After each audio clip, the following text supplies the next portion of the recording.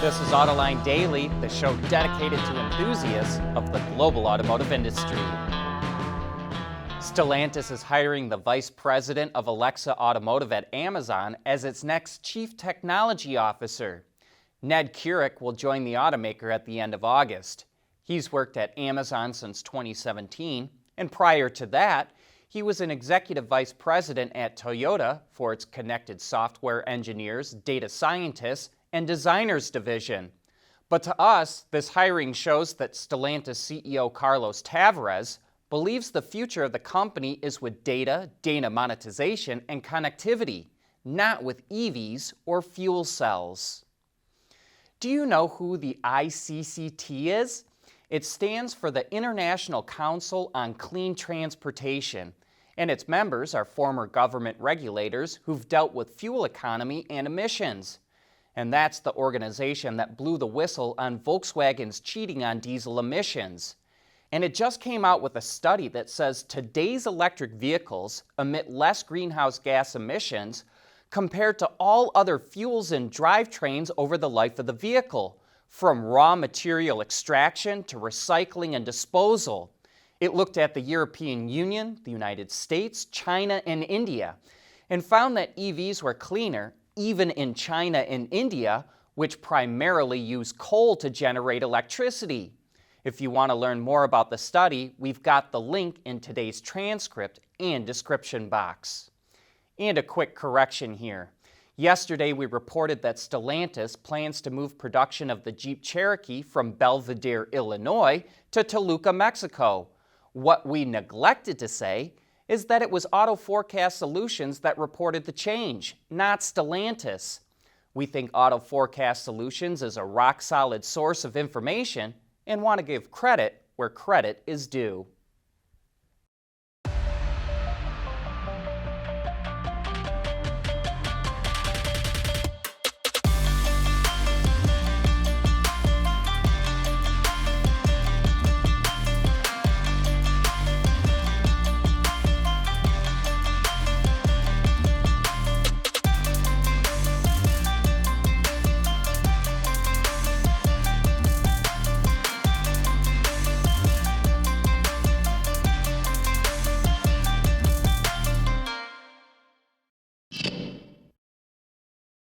Yesterday, we reported how Baidu is going to offer Robotaxi services in a number of Chinese cities, so we reached out to Baidu to find out how much they will charge for a ride.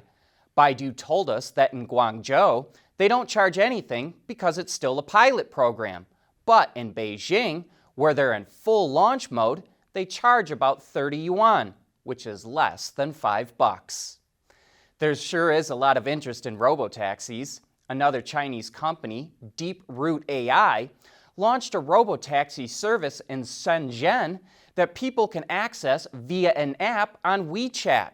But the taxis still have a safety driver on board in case anything goes wrong.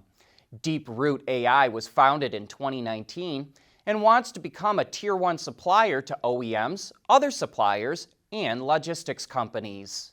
But wait, there's even more. Ford, Argo AI, and Lyft plan to launch an autonomous ride-hailing service before the year is out.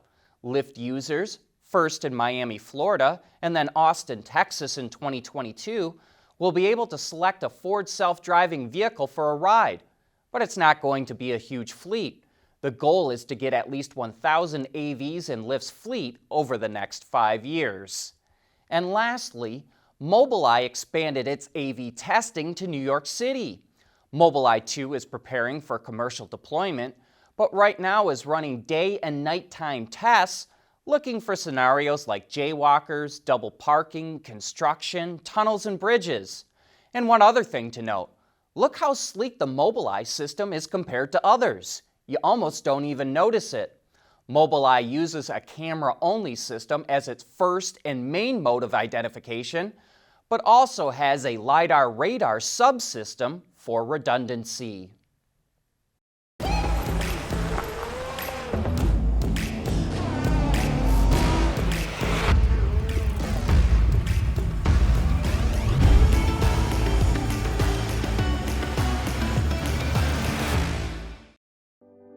The age of silicones began at Wacker more than 70 years ago. Whether you're looking for thermal management of battery systems or the protection of electronics, let your innovations be powered by Wacker silicones. Visit us at Wacker.com. E-mobility powered by Wacker silicones. We want to know what drives your testing. OTA, connected car, diagnostics, remote testing. Intrepid Control Systems is here to help you work from anywhere. Intrepid Control Systems, driven by your data. More versions of the new Mercedes S-Class are starting to launch, which means we're getting more details. And here's something you don't often see. The hybrid costs more than the plug-in hybrid. In Germany, the PHEV starts at a little over 123,700 euros, while the mild hybrid starts at more than 126,300 euros, or roughly an additional 2,600 euros.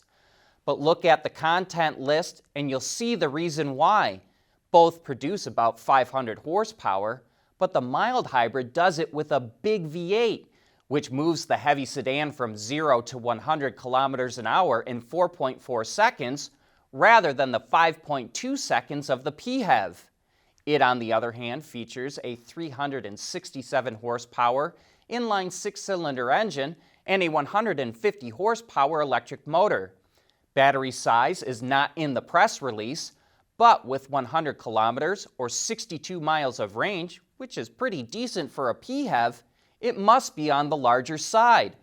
Both the mild hybrid and PHEV are available in short and long wheelbase versions. Hey, I'm sure you've probably heard of Avenir, Buick's upscale trim line. Well, now it's offering it on a vehicle you may have never heard of before, a minivan called the GL8, which it sells in China. Sold in 4, 6, and 7-seat variants, the GL8 Avenir features premium appointments like wider headrests and armrests, thicker carpet, better materials, more USB ports, soundproof glass, and rear reading lights.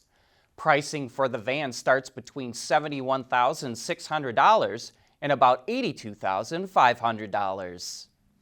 Tesla CEO Elon Musk revealed on Twitter that it will open its Supercharger network to other automakers later this year.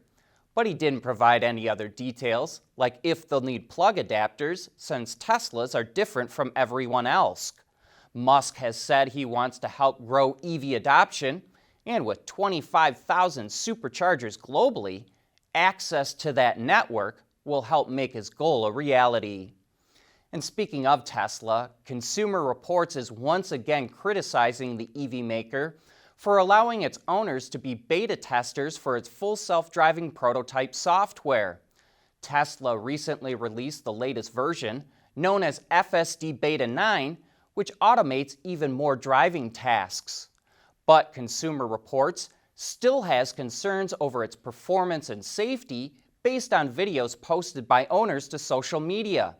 CR is critical of Tesla for testing the system on public roads, since other drivers, cyclists, and pedestrians aren't aware they're part of the experiment.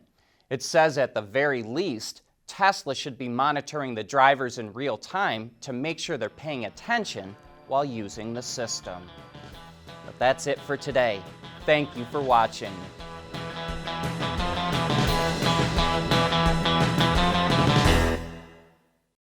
Autoline Daily is brought to you by Bridgestone, solutions for your journey. Intrepid Control Systems, over-the-air engineering, boost your game. Wacker, creating tomorrow's solutions. And by Magna.